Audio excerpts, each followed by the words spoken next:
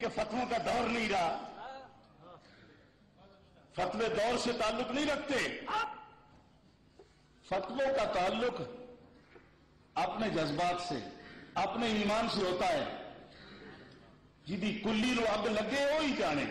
یاد آیا، اگر اپنے گھر کو خطرہ ہو تو لوگ کافر نظر آتے ہیں، اگر اپنی جانوں کو خطرہ ہو تو لوگ کافر نظر آتے ہیں، اگر اپنے بچوں کے مستقبل خطرے میں محسوس ہو تو لوگ کافر نظر آتے ہیں۔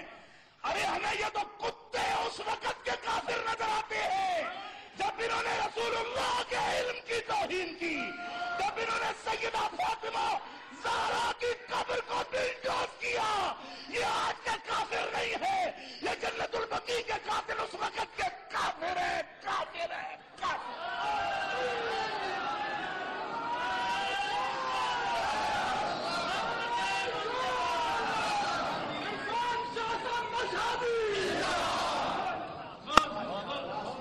لوگوں کو یاد آیا یہ کافر ہے جب اپنے گھروں تک شعلے اور ان کی لپٹ پہنچی ہے، جب رسول اللہ کا گھر جلایا گیا تب تو میں کیوں نہیں یاد رہا کہ یہ ٹیررسٹ آج کے ٹیررسٹ نہیں ہے، کربلا محلہ کے ٹیررسٹ سے اس کا رابطہ ہے، یہ یزیدی ہے، یزیدی۔ کربلا کا ٹیررزم آپ کو بھول گیا؟ ہمیں تو وہاں بھی وہ لعنتی نظر آتا ہے۔ آپ کو بھول گیا کہ کنہوں نے پوری جنت البقیع کو بلڈوز کیا؟ سیدہ فاطمہ الزہرا کی قبر کو ننگا کیا، خاتون جنت کی قبر کو جنہوں نے ننگا کیا۔ کیا آج تک آپ کو مسلمان نظر آ رہے تھے؟ آپ کی بھی آنکھوں کا قصور ہے، آپ اپنے گھر کی فکر میں لوگوں کو کافر کہہ سکتے ہیں، رسول اللہ کے گھر کے تحفظ میں لوگوں کو کافر کہنے سے آپ ہچکچاتے ہیں؟ شرم کرنا چاہیے، ہمیں بھی خود غور کرنا چاہیے کہ ہم کس صف کے مسلمان ہیں اور کیا شے ہیں۔ آگے چلیے، وقت نہیں ہے۔ یہ ایک بنیادی مسئلہ ہے جو بڑے بڑے وہابی مفتیوں کو نہیں آتا،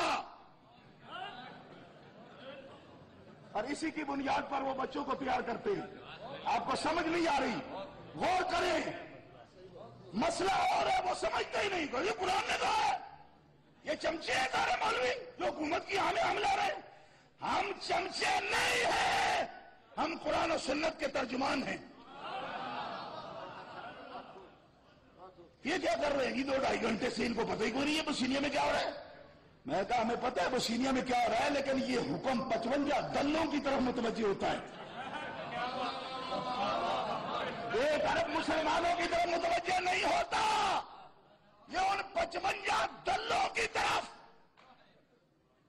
پراسٹیٹیوٹ بروکرز کی طرف، یہ 55 دلوں کی طرف منسوب ہوتا ہے جن کو آپ نے مسلم ممالک کا بادشاہ بنا رکھا